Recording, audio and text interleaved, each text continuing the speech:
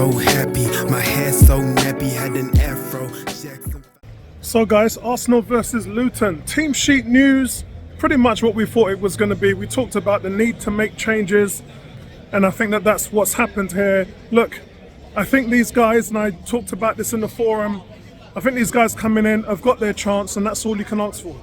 You can't say that the manager is not giving you a chance to do your thing, and when you get the chance, you squander it and put in a poor performance. We cannot afford that. It's not good for the team, not good for the players. And so let's start from the back. So we got Raya, we got White, we've got the centre-backs, Saliba and Gabriel, and in comes Zinchenko, which I think was the right thing to do. There's a lot of players there that have been playing a lot of football, and we have to start to take that into consideration and rest some of those legs. In the midfield, your boy, Lion Man comes in, Thomas Partey, which, as I said, last season I thought he was Arsenal's best player. And when you consider how much of the season that he's missed, he's just class. He's just absolute world class. And for me, I think he's the best transitional midfielder in the Premier League, and I've been saying that for a while. And then when you look at the stats that Declan Rice, who's playing next to him, are putting up, leading the league in all kinds of facets like recoveries, tackles and duels, interceptions. I think you've got a midfield which is probably the best in the Premier League when you put Martin Odegaard in there. So that's your midfield. Up front, Havertz, I actually thought Nketiah should have started today, but Havertz starts up top. In comes Trossard, which I think is probably the right thing to do. Then my boy Reece Nelson comes in on the right to replace Saka. And I think yesterday when they're talking about Saka's 100% fit, or Saka's fit and passed to play and he'll make the squad, well, that's what you said the other day. And that's what you said against Porto, and Saka didn't turn up in both of those games. So I think it's the right thing to do. The question is, will these guys take the game by the scruff of the neck and put in a performance? Because as I said, we've seen this before. And this also goes for players like Ethan Nwaneri. When you get your chance, you got to put in a performance. We all saw what Saka and Smith Rowe did when they came up into the team. We all saw the goals that Eddie scored. When you get your chance, you have got to take it. So for Nelson and Smith Rowe today, there's no excuses, none at all. I've gone for a 3-0 win today. I'm just on my way to meet Tony, but I'm pretty happy with the team sheet. I probably would have done the same thing. Maybe I would have started Eddie up front. I think that they might have missed a trick there. For me, Nketiah, whose record here is phenomenal. 17 goals in the last 22 home starts.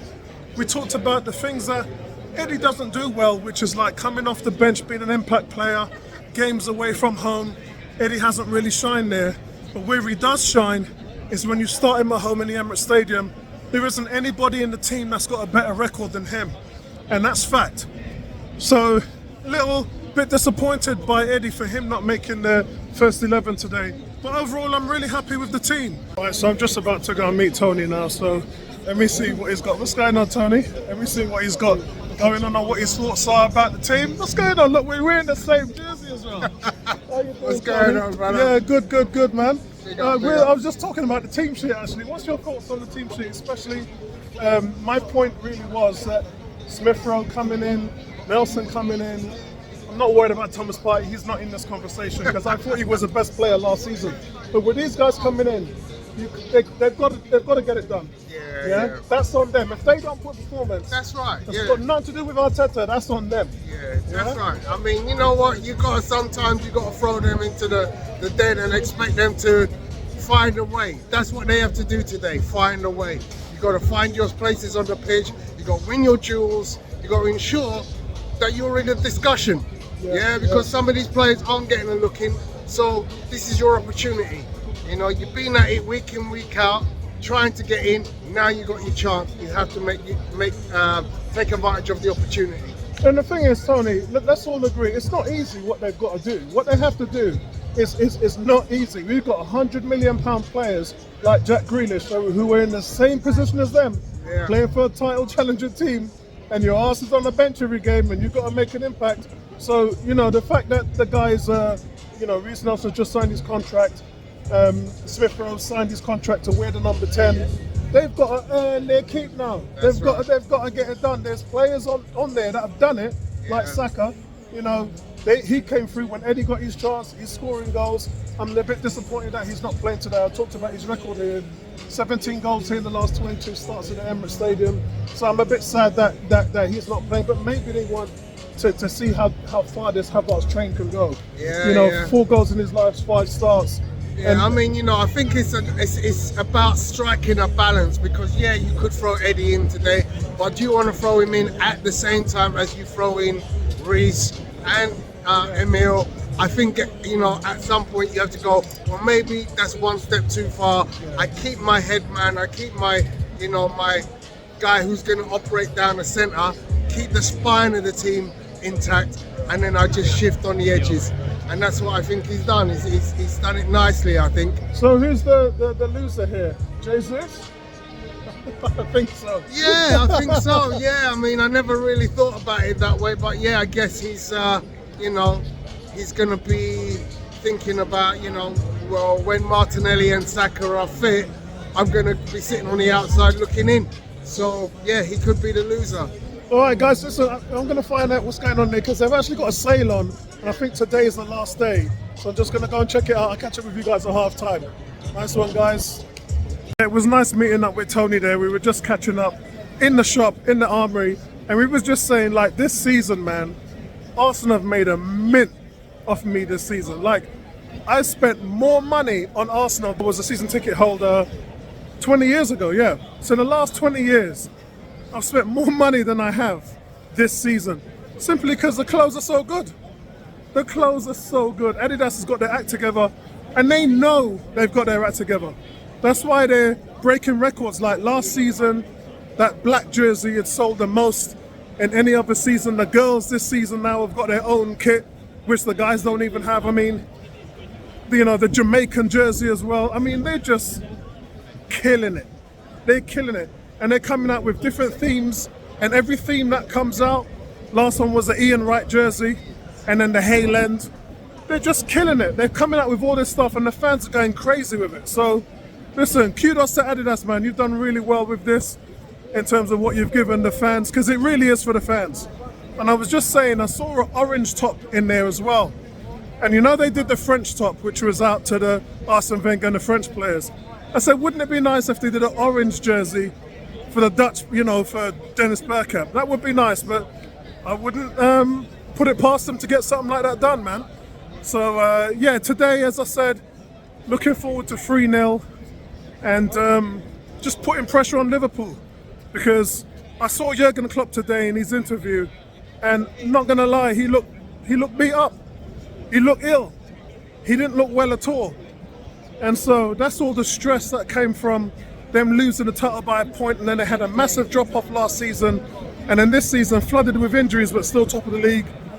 So I kind of thought to myself that they've gone through to hell and back, and it shows on them. Like, their scars are visible for everybody to see. I still think we can do it. We got to win out. I think we have to win every single game in the last 9 games in order to win the league. So I think that that's possible. The teams that we've already played, we've already beaten. So, and we're a stronger team now. So for me, I think that that's going to be pretty easy to do. Yeah, Bridget, nice one, bro, nice one. Yeah, I think that's going to be pretty easy to do. So, guys, let me catch up with you at half time, and we'll see if we can get this thing down, man. All right, guys.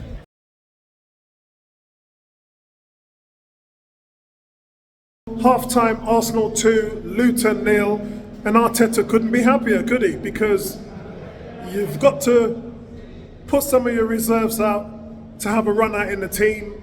You've expended very little energy. I think that Arsenal in this game haven't really got out of second gear. And then on top of that, you're 2-0 up at half-time. So let's talk about the goals. First of all, the goals. It's all about Smith Rowe. Smith Rowe's going for a man of the match today, and it's evident in his performance.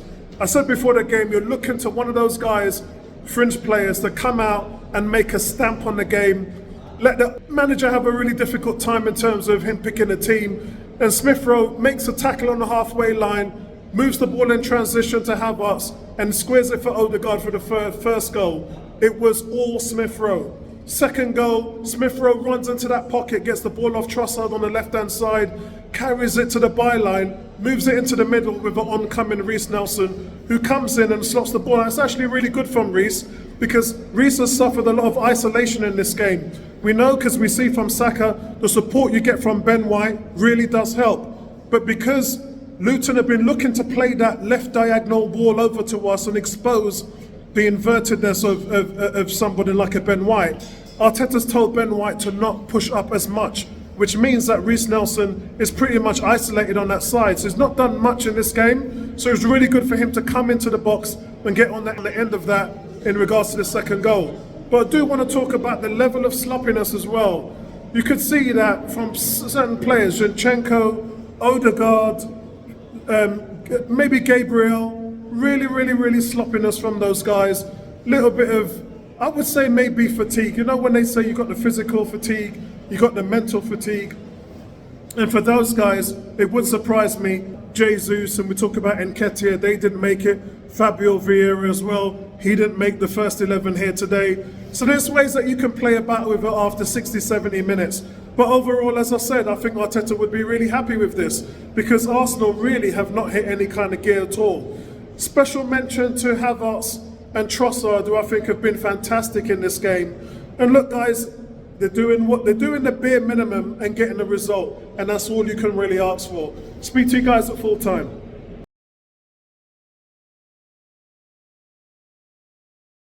So guys, Arsenal win that 2-0. It's a very professional performance. And what I mean by that is they didn't really get out of second gear, as I said, at half time. And the second half, they laboured their way through. And quite frankly, it was a no-frills game. You did kind of feel for Luton because they were missing so many players that were injured. But Arsenal, yet again, another game with the defence only letting a single shot on target. More than any other team this season. If they carry on this way, it's going to be a Premier League record. They're really stifling teams. They haven't given a team a chance to do anything against them. What's this now? This is the 11th clean sheet that Arsenal have had this season. Incredible, remarkable defence when you consider that's a quarter of their games where they go in and they have clean sheets. But shout out today, it's got to go to Emil Smith-Rowe. He's my man of the match. Absolutely brilliant. Didn't stop running in those pockets. That, you know, we have players that are doing that.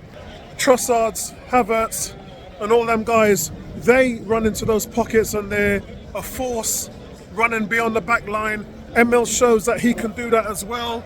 Reece Nelson's performance wasn't as polished, but it was still improved, especially in the second half, where the defensive side of his game started to sort of pay dividends. So that's it from me here tonight, guys. 2-0. We go top of the league, and they have to wait till tomorrow to see what happens. City at the moment beating Villa 2-1, but that's not really our concern because we're only worried about the team ahead of us. So your winners and losers tonight, obviously Nelson comes in with the goal, plays a solid game, and then your man of the match, Emil Smith-Rowe. He's actually paid himself into contention now to feature for the rest of the season, in my opinion. Thomas Partey, who was last season's best player and just made it look so easy. He looked like he didn't even get out of bed today. And the control, the tempo, just absolutely brilliant. Some of the passes he played, he broke the midfield, broke the defence with a single pass. It was a joy to watch. Something that Arsenal fans have been used to seeing from Thomas Partey over the year. And so the question then beckons, where does Rice go and where does Partey go? Who plays the 6, who plays the 8? Statistically, it actually tells you that Rice plays the 6 and Partey plays the 8. Best player in the league right now, tackles, interceptions, duels. Really that goes down to Declan Rice. But when you look at transitional play, there's nobody better probably in Europe than Thomas Partey. Yet Rice has played up further the pitch and he has the stats, 7 goals, assists. He's really putting up those numbers, which everyone was talking about was great from Xhaka last season. And the season's not even over yet. So I think you've got a situation where you can play both players in either positions. But quite frankly, you don't really want to disrupt Declan Rice's development as an advanced player. So for now, I think it's probably better that you do play Partey at the 6 and then have Rice further up the field. But either way, everybody seems to be back. I know Uriam Timber's in first team practice, but he's not making it on the bench thus far. They still are very, very cautious with him. But you've pretty much got a full squad to choose from. So I think you're in good stead here, and you've got to build up to this Champions League game now and start to address resting some of those players. A bit strange that Odegaard didn't come off. I was a bit miffed about that. I thought if anybody, the captain who's run more kilometres than anyone on the field this season, you let him play in 90 minutes. So I thought that was a little strange. Either way though, guys, job done. Bring on the weekend's games and then Bayer next week. We made it this far, so I can't complain. Let's take